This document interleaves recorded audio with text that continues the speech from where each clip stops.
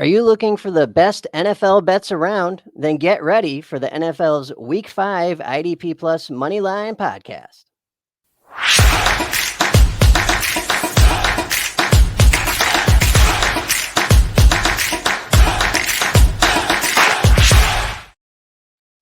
Welcome back to the IDP Plus Moneyline podcast. My name is Johnny the Greek. How's everybody doing? Hope you guys had a good week. I didn't. That was an absolute dumpster fire last week, but we'll get into that shortly. We got a lot of good stuff for you today. You know, much like Wyatt Earp or Steph Curry, we're just going to keep shooting, and some of these will go in, that's for sure. Before we get into it, though, these are not even suggestions. We're literally just discussing bets that I may be making personally, thoughts on paper, etc. Set a limit and stick to it. For help with problem gambling, please call 1-800-GAMBLER.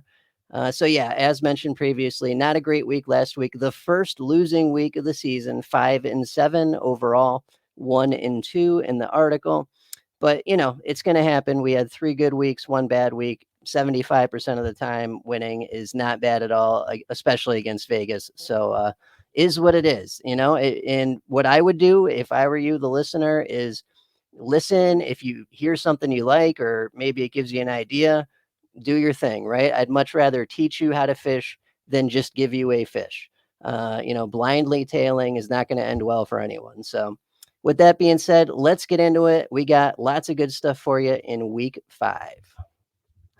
All righty. And we're going to kick it off. We're going to obviously skip Bucks and Falcons. That's kicking off in about 20 minutes here. But we'll get started with the London game this Sunday at 9:30 a.m. Eastern Time. Jets at Vikings, even though it's in England, so it's a neutral site game. Right now, the Jets are getting 2.5 points. Minnesota is giving 2.5 at -110, roundabout, either way. Over under of 40 points. Moneyline is Jets plus 124, Minnesota minus 148. And what I want to do on this, this is more of a gut feeling, but there is some data to back it up, is just say Vikings money line. This is the best money line price we've seen for the Vikings since week 1, basically, because they've crushed everyone. They've destroyed everyone they've played handily. So, you know, this is probably the best Vikings money line price we're going to get in quite some time. So let's take it. Vikings money line minus 148. Right now, Minnesota is the 10th overall offense. They're 10th in passing. They're 14th in rushing. They're 4th in overall defense for points per game. They've blown away everyone that they've played this season. I mean, I know Green Bay came back a little bit against them last week, but that game was over essentially by halftime, and they just kind of sucked the life out of it for the second half. You know, so Minnesota is firing on all cylinders, while the Jets are within the worst third of the league for overall offense, same with passing offense, and are 26th overall for rushing offense. They are a top 5 defense, so that could help them stay in this game a little bit, but they are also a top 5 defense that's missing Jermaine Johnson, Hassan Reddick, maybe CJ Mosley again this week. You know, that pass rush that made them so very good the last couple seasons defensively is, you know, disappearing week after week with these injuries and no shows here. So that's a huge factor that they don't have anymore, really.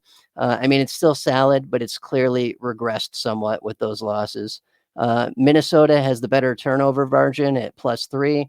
Jets are only +1. So, you know, just better rankings across the board. The eye test says Minnesota. You know, but with all that being said, it is a neutral site game across the ocean. So, you know, I would not be surprised if this is close, but I think when it's all said and done, Minnesota gets the win. Vikings money line -148. And that'll take us to the first 1 o'clock game, also on 10/6 Sunday. We got Browns at Commanders this week. Cleveland is getting 3.5 points. Washington is giving 3.5 points, roundabout -110, either way there. Over under of 43.5 points. If we went money line, it's Cleveland plus 142, Washington minus 170. And here's what I want to do with this. I do like that over underline a little bit, because Washington's scoring an absolute crap load of points every week. It's unbelievable with a rookie quarterback. It does not make sense, but it's happening. So it is what it is. I want to tweak that over under a little bit and go over 39.5 alt line. That does make it a slightly worse price at -190, but we've talked about this before. Parlay round robin, that'll offset it a little bit. And bad price is not, it just means it's more likely to happen. That's all that is. When you're seeing this plus 400, plus 1,000, that looks great when you're putting it in on your betting app, but it's generally never going to happen, right? When we see these minus numbers, it means it's more likely to happen. So, that's a good thing. We actually want to win these. So right now, Washington is averaging 30 points per game, which is crazy with Jaden Daniels and a rookie quarterback. Cleveland is only at 16.5 points per game, but still that gives us plenty of clearance. That we're looking at about 46 points in this game. If we turn down that total to about 39 and a half, 40 points, that gives us plenty of clearance to get over that line right there. And the Vegas line, I rarely trust those. Vegas is not wrong often, right? They've got experts, they've got AI, they've got supercomputers. It's a multi-billion-dollar industry, all designed to screw us over. So we should really never be trusting the Vegas line. If there's an over/under I usually tweak it to make it a little bit safer. At the cost of the price a little bit, but makes it much more likely to happen, and that's the important thing. So that's the bet on Browns at Commanders. Alt line over 39 and a half at minus 190. And that's going to take us to Ravens at Bengals divisional game in Cincy. That is also a 1:00 game on Sunday. Baltimore is favored by 2. Cincinnati is getting 2 points, roundabout minus 110 either way. Pretty high over/under here of 49 points. If we went money line, it's Baltimore minus 130, Cincinnati plus 110. And I was looking at this to try and find some kind of so when I'm looking at these matchups, I'm looking for a weakness or a trend or something we can exploit to try and find value within the matchup and then use that to craft a bet out of it, whatever it is, right? Like if I see the Cowboys, I know the Cowboys have a just dog shit rush defense, right? So whoever the running back is against the Cowboys, odds are they're probably going to have a pretty good week, right? That's what I'm doing with all these different matchups. So looking at this matchup, Baltimore is the best rush defense in the entire league. They're only allowing 57 yards per game on the ground, which is crazy. However, they are only the 29th overall passing defense in the league, also known as third worst. So, or fourth worst rather. We can definitely exploit that, and that is some value right there. So I want to go. I was looking at Chase. I was looking at Higgins. Higgins has the better price for what we're going for here, which is T. Higgins 50 plus receiving yards at minus 150. This feels pretty likely, especially with Chase probably getting the star treatment. Lots of Marlon Humphrey, lots of double teams, getting chipped off the line, etc. They're going to concentrate on Chase, and therefore Higgins should have a slightly easier time getting receptions and yards this week. So T. Higgins had 60 yards last week against a Carolina pass defense that's much better than Baltimore's on paper. So, he's fresh off beating this line literally last week. 51 receiving yards from Pro Bowler T. Higgins is not a large ask on our part at all. It feels pretty likely. And it makes sense. This is not a good pass defense in Baltimore. So I think we exploit that and we go with T. Higgins 50 plus receiving yards at minus 150. And that will take us to the next 1:00 game. It is Bills at Texans, which should be a very good one. Very much looking forward to this.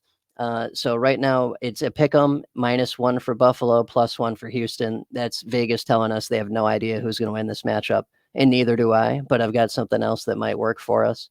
Buffalo -1, Houston +1 at -110 either way. Pretty high over/under 47.5 points. Indicates we should see plenty of scoring, plenty of offense, which is nice. If we went money line, it's Buffalo -115, Houston -105.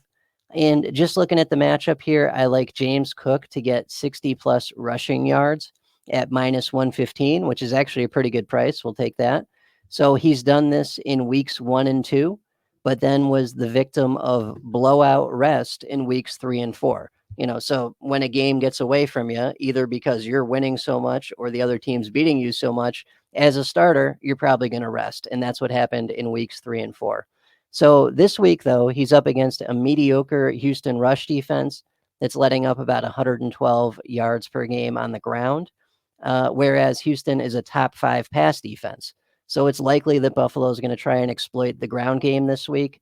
And James Cook has been heavily involved in the offense all season long, regardless. He's been, obviously one of the best running backs in the league so far this year. So James Cook to get us 60 plus rush yards at minus 115 feels pretty good, feels pretty likely, feels like that should be part of the game plan for Buffalo this week. Just looking at the type of defense that Houston has, much better pass defense than rush defense. Alrighty, that takes us to Panthers at Bears, another 1:00 game.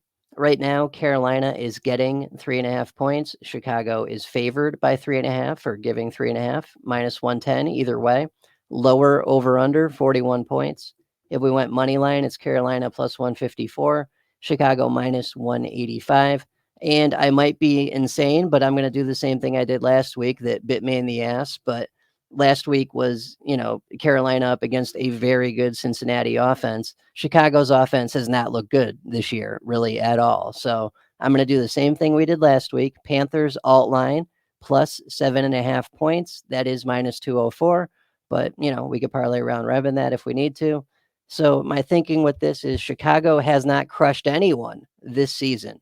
Their biggest win was by 7 points against Tennessee, and Carolina is not Tennessee when it comes to offense right now. Andy Dalton under center has totally turned this team around offensively. So Dalton has completed 25 passes per game since taking over a couple weeks ago. He's got 5 touchdowns through two games. He's averaging about 280 pass yards per game. And because he's been so good with the passing attack, all of a sudden Chuba Hubbard's good again now too. They can't just load the box against Chuba Hubbard and say, okay, Bryce Young, you have to beat us. Since the passing attack is good again, that's taken that guy out of the box and made Chuba Hubbard's life a lot easier. And he's been really good because of that too. He's had 100 plus rushing yards the last 2 games with Dalton under center, and he's not the focus of opposing defense anymore. So Andy Dalton has brought balanced offense to Carolina. As crazy as that sentence is to say out loud, it's true. So with all that in mind, I think we get a close game. And I think because we should never trust Vegas to begin with, that we're going to tweak their spread a little bit to cover a touchdown win for Chicago in case that's how this goes. But I think we're getting a close game here. I think we're getting like a field goal win for either team. So, the plus 7.5 for Carolina will cover us in that eventuality. And if Chicago happens to win by a touchdown.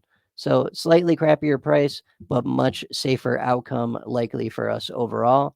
Panthers alt line plus 7.5 at minus 204. Alrighty, next 1:00 game is Colts at Jags. So right now, Indianapolis is getting 2.5 points at plus 100. Jacksonville is giving 2.5 points at minus 120. Over under of 46 points. Money line is the Colts plus 124. Jacksonville minus 148. And here's what I like for this. I like either Travis Etienne or Tanks Bigsby, depending who gets the start this week. Etienne picked up an injury in practice this week. It doesn't sound like it's too bad. Sounds like he'll still be good to go. And Tank Bigsby also has an injury as well. So whichever one of these 2 running backs ends up being the starter and is able to play this week is who I like this bet for. If they can both play, I would probably just skip this and go somewhere else. But it's looking likely that we're going to get one or the other due to injury this week. So whoever that is, I like their rushing over under. Right now it's 64.5 rush yards for Travis Etienne. Over that at minus 150. Up against the second worst rush defense in the entire league right now with Indianapolis. The Colts are letting up 164 yards per game on the ground. That is insane. They don't have DeForest Buckner. They don't have Tyquan Lewis. They don't have probably Kenny Moore this week. They don't have Juju Brents for the rest of the season. They don't have Samson Ebukam for the rest of the season. They are just shredded across the board with injury, and it's turned that already suspect defense into a really bad defense. They are also the worst time of possession team in the entire league.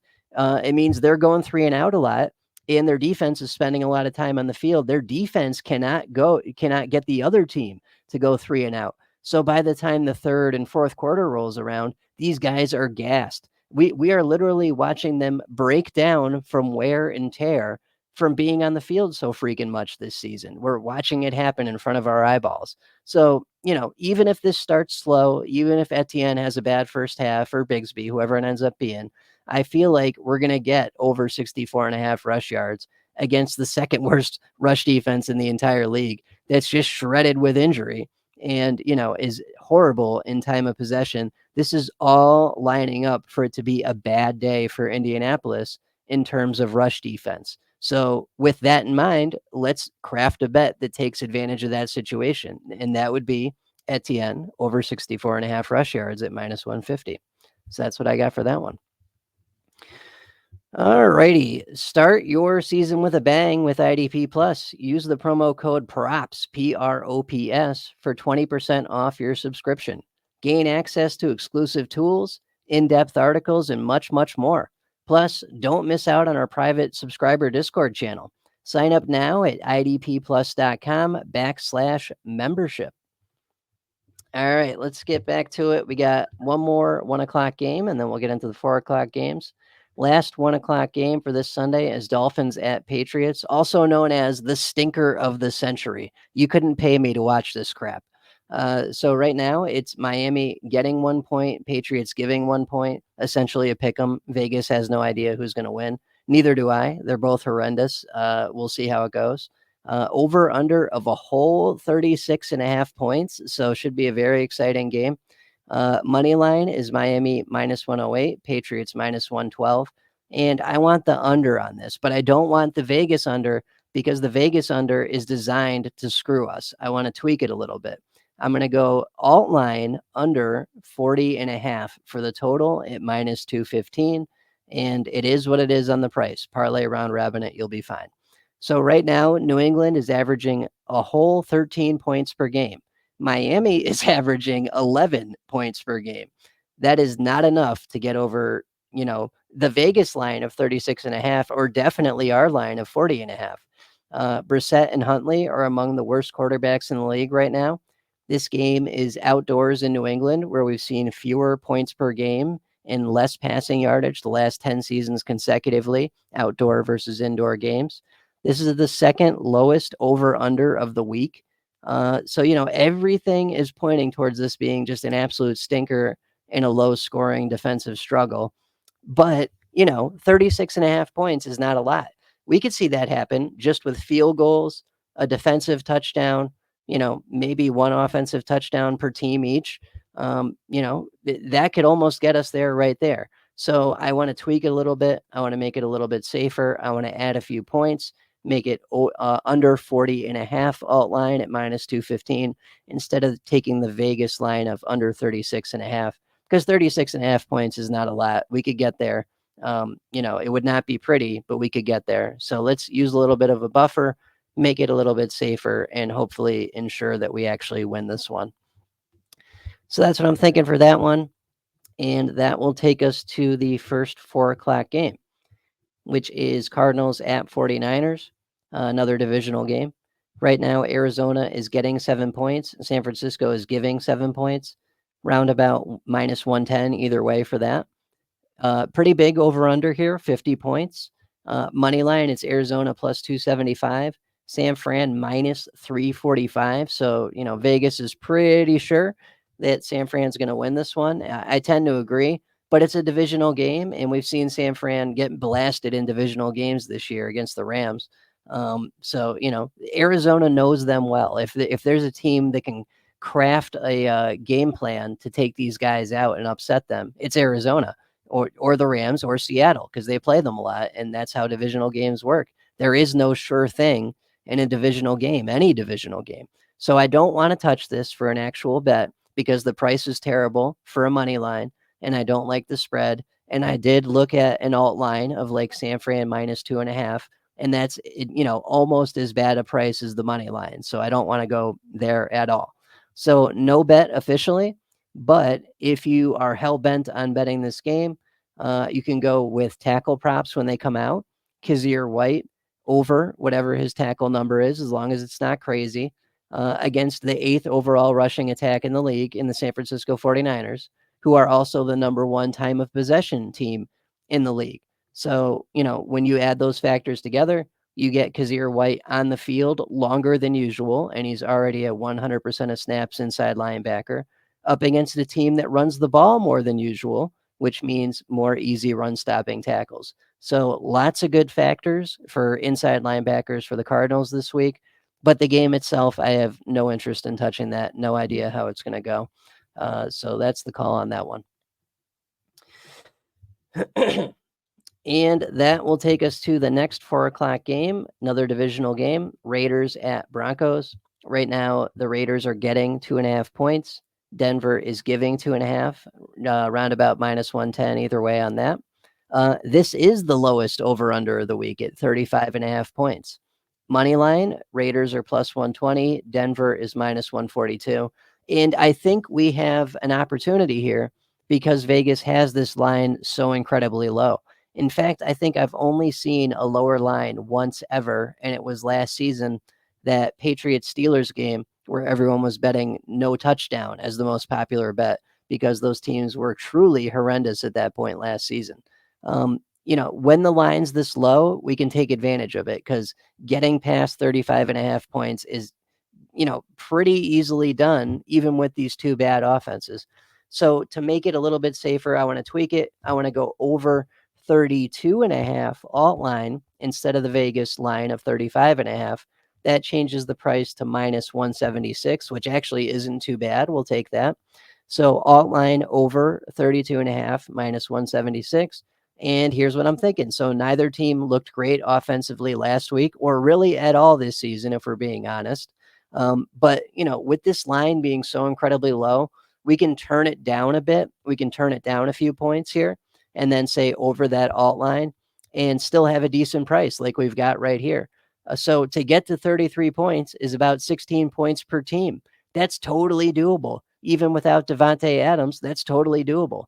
So right now, these guys average 19.5 Las Vegas and 15.5 Denver points per game, respectively. That gives us 35 points right there and clears the alt line by a couple points. It gives us a buffer. So it's probably going to be a sweat. It's probably not going to be a fun one to watch. It's probably going to take some years off our life. But I'd be pretty certain that these two teams can get to 33 points between them.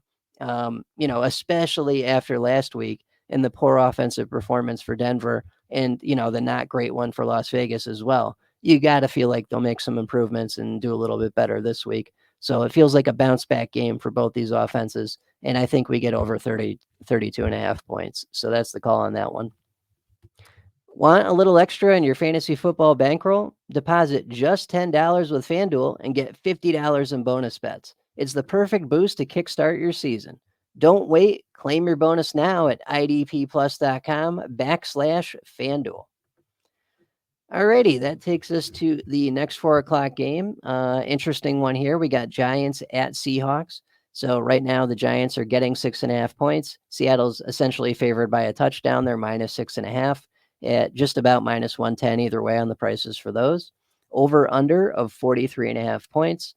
Money line is Giants +240. Seattle -298. So Vegas is pretty sure Seattle's going to win this. And I like the Vegas spread in this one, as surprising as that is to say after all the crap I've talked about their lines and their spreads today. This one feels pretty good. This one feels pretty accurate. I think Seattle will win by a touchdown at least, probably a lot more than that. So I'm going to take Seattle -6.5 at -110. Right now, the Seahawks are the 5th overall offense in the league. They are the 8th overall defense in the league. They're scoring 25.5 points per game, while New York is only scoring 15 points per game. The Giants are probably also going to be without Malik Neighbors, and he's been responsible for 52 targets through 4 games for this Giants offense. He is the Giants offense, essentially. Him and Devin Singletary are responsible for the vast majority of yards and points for this team this year. It's those two guys. So Neighbors hasn't practiced all week, didn't practice today, probably isn't going to play. It's essentially unheard of to see in the modern NFL someone have a concussion and then come back 1 week later. They're gone 2 weeks at least. That's just the way it is now. So we're not getting Neighbors this week. Singletary hasn't practiced this week either. He may not play as well. That is the two best players in their offense right now that are probably gone this week. So that's not great to start with for the Giants. Never mind the fact that last year they were 0-5 against the spread when flying west of the Mississippi River. They did not do well going west last year. They did not do well on those cross-country trips. They did not win any of them against the spread last season. So that's working in our favor as well. And not to mention that Seattle just lost a close game to an excellent team in Detroit and hung with them completely throughout the entire game. So, the Giants are just not on the same level as the Seahawks. An eyeball test will tell you that. So this feels like a get right game for Seattle where they just kind of blow away the Giants who are missing, some of their best offensive pieces and don't have a great offense to begin with, right? So, this feels like a pretty easy setup for a Seattle win of at least 6.5 points, probably much, much, much more. So that's where we're going on that one. All righty. Next 4 o'clock game is Packers at Rams. Right now, Green Bay is favored by 3 at -120. The Rams are getting 3 at +100. And just a side note here, whenever you see anything other than -110, -110 on these spread numbers, it's Vegas trying to push the bets one way or the other. So right now, so many people have bet the Packers at -3 that Vegas has changed the price to +100 at +3 for the Rams to try and offset some of that in case the Packers do win by more than 3, so they don't get just, annihilated on that one bet right there. So anytime I see that, I know the public has been on Green Bay -3 quite a bit. Just a side note. Over under of 49 points here. That's pretty high over under. We should see a good amount of offense here, which is what I like to see. Money line is Green Bay -162, Rams +136. So I want to go over here, but not over 49. That's a bit much. And that's a Vegas line, and it's designed to screw us. So let's make our own line instead. So I'm going to tweak it down. I'm going to say over 44.5 points at -185 alt line. So yeah, 49 is a bit much, especially with the Rams missing Puka and Cooper Kupp, right? Without their two best offensive weapons, they're just not what they used to be. However, right now, these teams are scoring 26 and 19 points per game, respectively, Packers and Rams, and that gives us exactly enough to get over this total. So, it's probably going to be pretty close. Feel free to tweak it down even further if you want to. In fact, that's what I would recommend. This entire show should be me saying things, you guys getting ideas from them, and then crafting your own bets out of it, not just blindly following whatever the hell I come up with, because I have shit weeks as well. Just like last week, it happens. So, hopefully that's how things are going. Anyway, so Green Bay is a terrific offense. They are third overall. And when Jordan Love is under center, they're scoring just about 30 points per game themselves with Jordan Love under center. So I feel like they're going to provide the lion's share of offense and scoring right there themselves. And then we just need Matt Stafford and the Rams to just kind of be who they are, not give up easy. Don't pack it in early. Fight back. Have a little bit of a comeback in them. If they can give us like 15, 16 points, the Packers should be able to do the rest, and we should be able to get over 44.5 alt line at -185. So that's the thought on that one. Okay, and that takes us to the 8 o'clock game. Fun one here. We got my Cowboys at Pittsburgh. We'll see how that goes. Right now, it's Dallas getting 2.5 points, Pittsburgh giving 2.5 points at -110, either way. 44 for the over-under, which is pretty good. Money line is Dallas +114, Pittsburgh -135. And I am going to go with exactly what I talked about earlier. I want to go with Najee Harris over 58.5 rush yards at -137. The Dallas rush defense is what we saw in weeks 2 and 3, not what we saw in weeks 1 and 4. The game against the Giants was an outlier. They played good on rush defense for once in their lives. And then the game with Cleveland, we shouldn't even be counting to begin with, because Dallas got out to a really quick lead in that game and forced Cleveland to abandon the run game. Cleveland's not going to run the ball 30 times when they're down 21 points at halftime. That's just not how that works. So outlier. The real Dallas run defense is the one that's letting up north of 145 yards per game on the ground. And in weeks 2 and 3, up against the Saints and the Ravens, let up over 466 rushing yards between 2 games over a 2-game period. And things have not gotten better for Dallas since then. Since then, they've lost to Marcus Lawrence. Parsons is not playing this week. And Pittsburgh is not dumb, right? They have a smart coaching staff. They know that this is a weakness of this Cowboys defense. They are going to exploit it. So Najee is a smash start this week in fantasy and should easily cruise past this number for betting purposes. Najee Harris over 58.5 rush yards at minus 137. All right, so DraftKings is making it easier to win big. Deposit $50 and get $50 in bonus bets. With IDP Plus Insights and DraftKings, you'll be racking up those fantasy points in no time. Grab your bonus at idpplus.com/DraftKings. This offer expires on 10/22. And we've got 4 teams on bye this week, so this is it. That takes us to Monday night here. Monday night game is Saints at Chiefs. Saints are getting 5.5 points. Chiefs are giving 5.5 points at minus 110 either way. Over under of 43 points. If we went money line, it's the Saints plus 205, Kansas City minus 250. I have no idea how this thing's going to go. Most games that Kansas City has played this year have been very close. They did win by a touchdown last week, though, so this 5.5 number might be enough for them to cover. I just don't want to touch it, though. We got a Saints team that started hot and won, their first 2 games in really impressive fashion, and then have come crashing back down to earth and have sucked the last 2 weeks and are back to 500 again. And then we got this Chiefs team that started 4-0, but, just lost Rashee Rice for the season and is having some other issues as well. Everyone's pissed off at Travis Kelce for not being what he used to be, et cetera, et cetera. So I don't know how this is going to go. What I would pivot to instead are the Chiefs inside linebackers against the Saints that like to run first and pass later, right? So the Saints are the 7th overall rushing offense in the league, and they're averaging over 35 attempts per game. That is awesome right there. Plus, they do a lot of short passing to Kamara over the middle. That lines up so very beautifully for Nick Bolton and Drew Tranquill to get over on their tackle props. They're going to have those easy run-stopping tackles when Kamara comes up through the middle and one of the linebackers makes the tackle. They're going to have even more easy tackles when Kamara catches a short pass in their area and they get to make the tackle. And they're going to have tons of opportunity against a Saints rush offense that's 7th overall in the league and is rushing 35 plus times per game.